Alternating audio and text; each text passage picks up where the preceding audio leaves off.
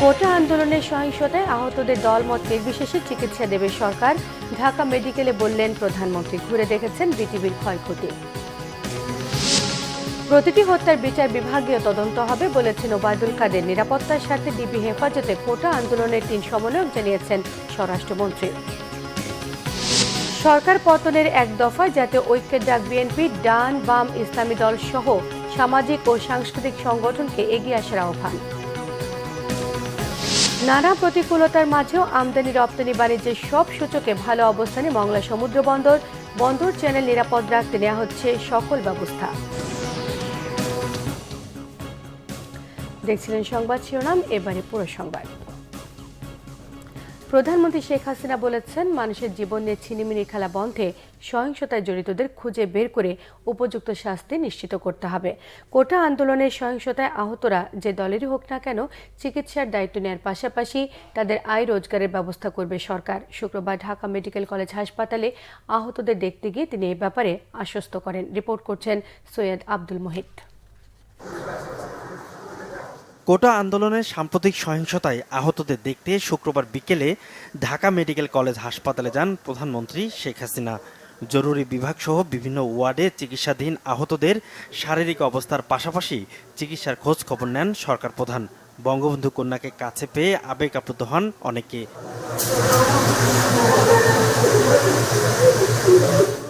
পরে সাংবাদিকদের প্রধানমন্ত্রী বলেন, জামাত শিবির, বিএনপি, ছাত্র দলের কর্মীরা কোটা আন্দোলনের সুযোগ নিয়ে দেশব্যাপী সহিংসতা চালিয়েছে। তাদের হামলা থেকে রেহাই পায়নি রাষ্ট্রীয় প্রতিষ্ঠানগুলো। আমি তো আমার সব হারাইছি, বাবা আমার ভাই সব হারাইছি। আমি তো জানি মানুষের হারানোর বেদনা কি। আমার থেকে আর কেউ বেশি চায় না। আমি চাচ্ছিলাম দেশের শান্তি থাকবে, দেশের মানুষের উন্নতি হবে, দেশের মানুষ সুন্দরভাবে বাঁচবে। আমি সব দিকে ব্যবস্থা করেছি। আর মনে হলো যেন মানুষের সেবা করার যা যা সবই নষ্ট করবে, সবই ধ্বংস করে দেবে, সবই পোড়াবে। এই জামাত শিবির, বিএনপি, ছাত্রদল, তারা এই সুযোগটা নিয়ে, কোটা আন্দোলনের সুযোগটা নিয়ে সারা দেশব্যাপী এই ধ্বংসাত্মক কাজ করে যাচ্ছে। এদের মধ্যে কোনো মনুষ্যত্ব বোধ নেই, দেশের প্রতি কোনো মায়া মমতা নেই। প্রধানমন্ত্রী আহতদের সর্বোচ্চ চিকিৎসা দেওয়ার নির্দেশনা দেন। এজন্য যা যা করা দরকার সবই করবে সরকার। চিকিৎসার জন্য যা যা প্রয়োজন সরকার করে যাচ্ছে এবং করবে। চিকিৎসা শেষে তাদেরকে অন্তত তাদের আয় রুজির ব্যবস্থা যাতে হয় সেটাও আমরা করব। কাজে আমি মানুষকে মানুষ হিসেবে দেখি। এখানে দল মত নির্বিশেষে সকলের জন্যই আমি কাজ করি। আমি যা করি সব মানুষের জন্যই করি। আমি এখানে কোনো এটা চিন্তা করি না কে আমার সমর্থন দেয় না দেয়, সেটা আমি চিন্তা করি না। কারণ আমি জাতির পিতা বঙ্গবন্ধু শেখ মুজিবের কন্যা। ঐক্যবদ্ধ হয়ে দুষ্কৃতিকারীদের খুঁজে বের করার আহ্বান জানান প্রধানমন্ত্রী। যারা এই ধরনের জঘন্য কাজ করে, কোথায় কি আছে খুঁজে বের করা। সৈয়দ আব্দুল মুহিত, বাংলাভিশন, ঢাকা। তাদের উপযুক্ত শাস্তি।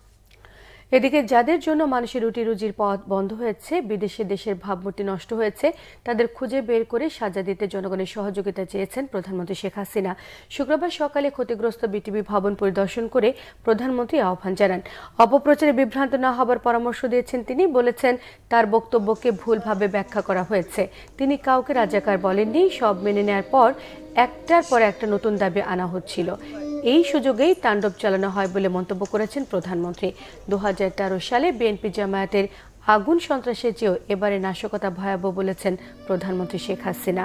বিশ্বে দেশের সুনাম নষ্ট করতে লন্ডনে বসে প্রবাসীদের উস্কে দেওয়া হচ্ছে বলে অভিযোগ করেছেন প্রধানমন্ত্রী শেখ হাসিনা। আবার সেই ট্রাফিক জ্যাম, আবার সেই পূর্বের অবস্থায় মানুষকে ফেলে দিল। এলিভেটেড এক্সপ্রেসওয়ে, সেখানেও আগুন দিয়ে পোড়ালো। যে এক্সপ্রেসওয়ে দিয়ে এয়ারপোর্টে মাত্র 15-20 মিনিটের মধ্যে মানুষ পৌঁছাতো, 10 মিনিটের মধ্যে পৌঁছাতো, সেটাও বন্ধ। আবার সেই ট্রাফিক জ্যাম। আমি তাই দেশবাসীকেই বলবো, এই ঢাকাবাসীকেও বলবো যে যাদের জন্য আজকে আপনাদের এই দুর্ভোগ, আমি তো করে দিয়েছিলাম, কিন্তু যারা এটা ধ্বংস করলো, আর যাদের জন্য এই দুর্ভোগ, যাদের জন্য আজকে বিদেশে বাংলাদেশের ভাবমূর্তি নষ্ট হচ্ছে, আমি তাদের বিচারের ভার এদেশের জনগণের উপরেই দিয়ে যাচ্ছি। আমি তাদের উপরে দিয়েছি যারা এদেশের মানুষের রুটি রুজির উপরে হাত দিয়েছে। রুটি রুজির পথ বন্ধ করে দিয়েছে। তাদের বিচার জনগণকেই করতে হবে, কারণ এদেশের জনগণই একমাত্র শক্তি। বিভ্রান্ত ছড়ায় কেউ কাউকে যেন কোনো রকম মিথ্যা অপপ্রচার চালিয়ে কাউকে যেন বিভ্রান্ত করতে না পারি। আসল সত্যটা জানুন, যারা এসবের সাথে জড়িত সারা বাংলাদেশের আনাচে কানাচে যে যেখানে আছে তাদের খুঁজে বের করুন, এবং তাদের শাস্তির ব্যবস্থা করার জন্য সহযোগিতা করুন। আমি দেশবাসীর কাছে সেই আহ্বান জানাই। আওয়ামী লীগের সাধারণ সম্পাদক ওবায়দুল কাদের বলেছেন, শিক্ষার্থীদের আন্দোলনকে পুঁজি করে বিএনপি, জামায়াত, উগ্রবাম এবং বিদেশিরা সরকার উৎখাতের ষড়যন্ত্র করছে। সেটি হতে দেওয়া হবে না। তিনি জানান, প্রতিটি হত্যাকাণ্ডের বিচার বিভাগীয় তদন্ত করা হবে। বিএনপি, জামায়াত এখনো ঘাপটি মেরে আছে দাবি করেছেন ওবায়দুল কাদের। রিপোর্ট করছেন রিশান নাসরুল্লাহ। চলমান পরিস্থিতি নিয়ে আওয়ামী লীগ সভাপতির রাজনৈতিক কার্যালয়ে সংবাদ সম্মেলন করেন দলের সাধারণ সম্পাদক ওবায়দুল কাদের। সংবাদ সম্মেলনে তিনি বলেন, শিক্ষার্থীরা দেশবিরোধী হামলায় জড়িত নয়, অবৈধভাবে ক্ষমতায় যেতে বিএনপি, জামায়াত ও বিদেশি শক্তি এই হামলা করেছে। শিক্ষার্থীদের পুঁজি করে বিএনপি, জামাত, ছাত্রদল, শিবির, জঙ্গি গোষ্ঠী, উগ্র বামপন্থী সহ দেশি বিদেশি কুচক্রী মহল অবৈধভাবে সরকার হটানোর অপচেষ্টা চালিয়ে যাবে, সেটা আমরা হতে দিতে পারি না। এই অশুভ চক্র ব্যর্থ হবেই ইনশাল্লাহ।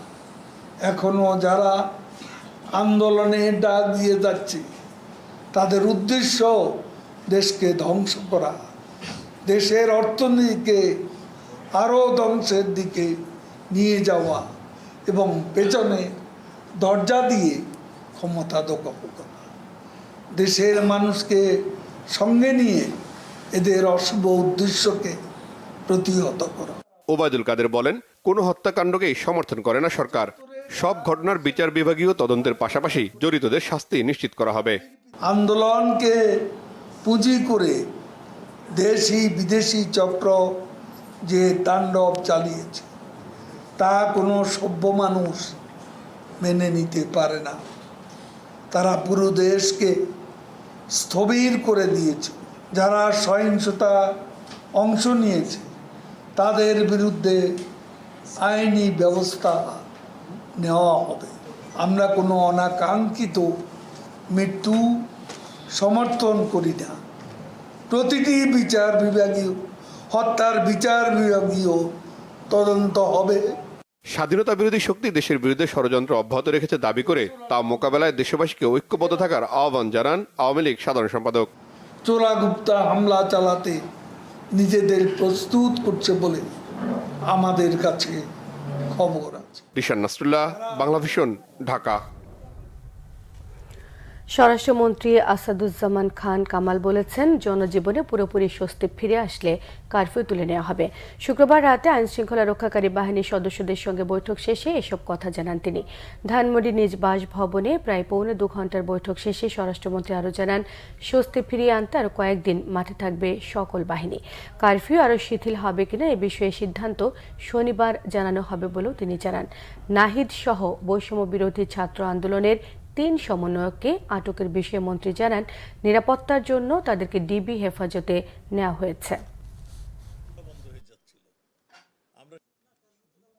এখন পর্যন্ত পুলিশ, বিজিবি, আনসার যারা আছেন তাদের সহযোগিতায় যে আর্মি কাজ করে যাচ্ছেন, তা আমরা মনে করছি আরও কয়েকদিন এটা কন্টিনিউ করে আমাদের যখন পুরোপুরি জনজীবন স্বাভাবিক হয়ে যাবে তখন আমরা সব কিছুই নর্মাল চলে আসতে পারবো।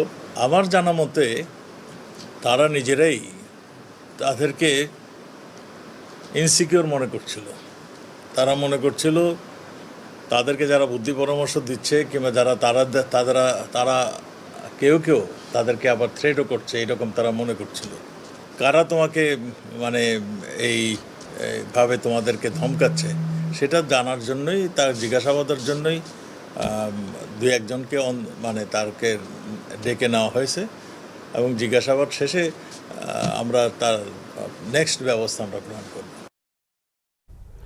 সরকার পতন আন্দোলনে সকল শরিক দল, জোট, ডান, বাম, জামায়াতে ইসলামী এবং অন্যান্য ইসলামী দল নিয়ে জাতীয় ঐক্য গড়ার আহ্বান জানিয়েছে বিএনপি।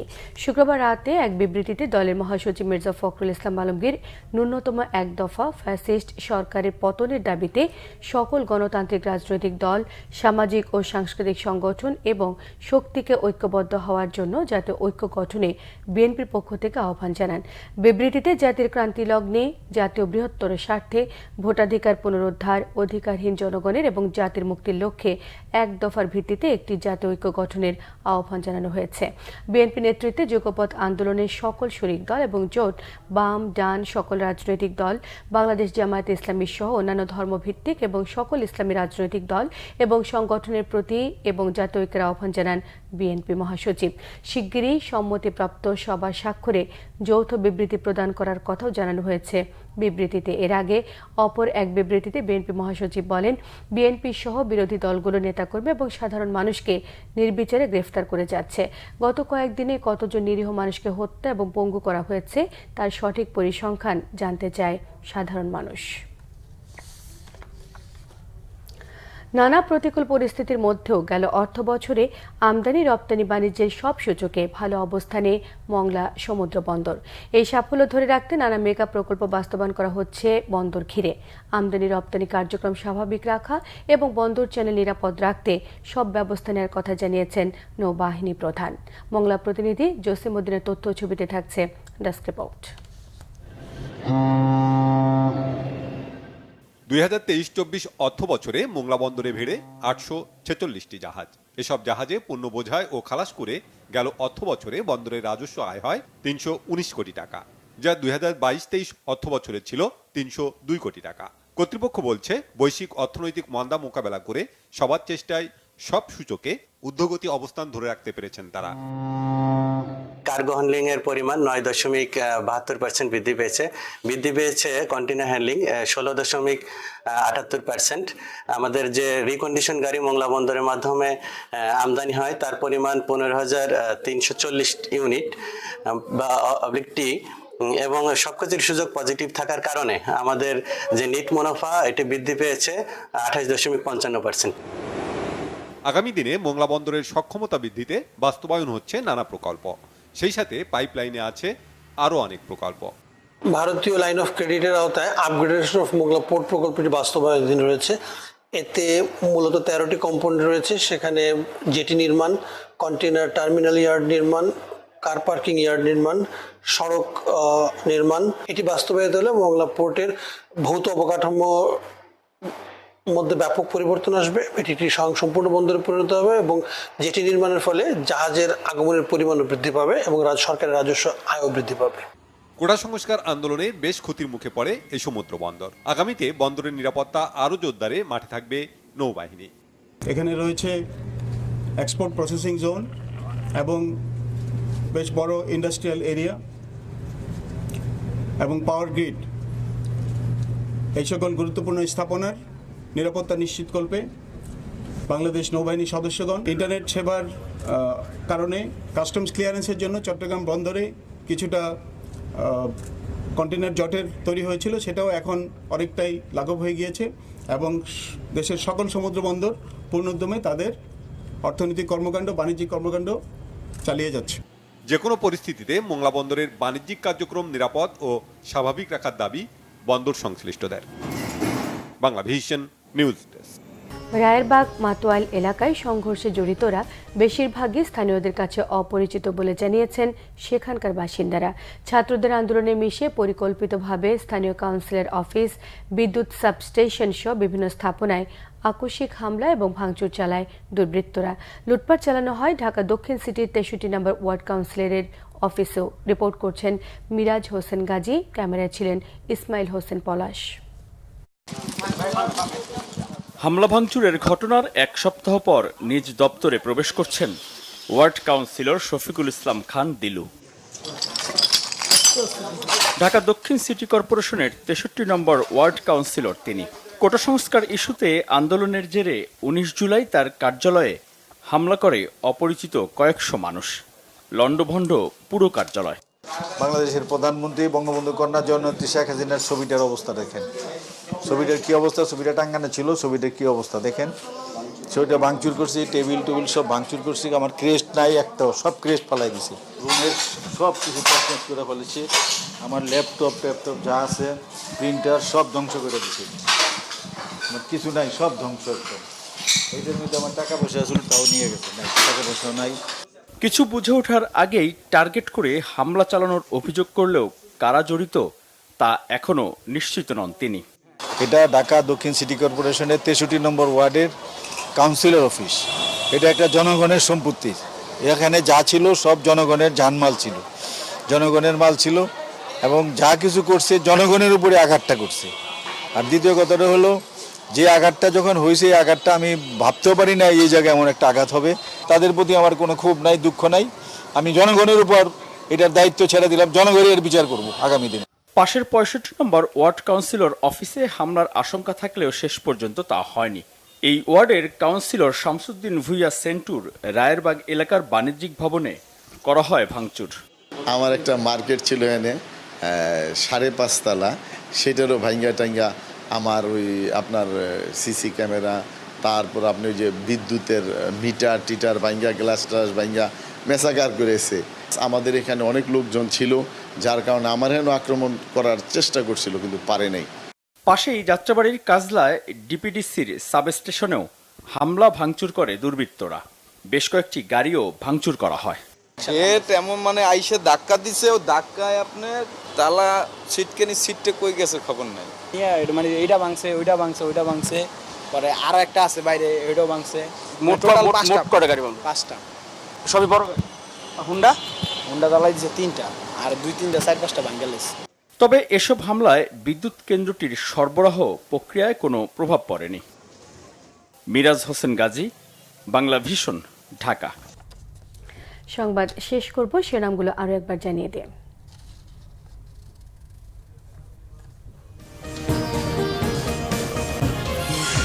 কোটা আন্দোলনের সহিংসতায় আহতদের দলমত নির্বিশেষে চিকিৎসা দেবে সরকার, ঢাকা মেডিকেলে বলেন প্রধানমন্ত্রী। ঘুরে দেখেছেন বিটিভির ক্ষয়ক্ষতি। প্রতিটি হত্যার বিচার বিভাগীয় তদন্ত হবে বলেছেন ওবায়দুল কাদের। নিরাপত্তার স্বার্থে ডিবি হেফাজতে কোটা আন্দোলনের 3 সমন্বয়ক জানিয়েছেন স্বরাষ্ট্রমন্ত্রী।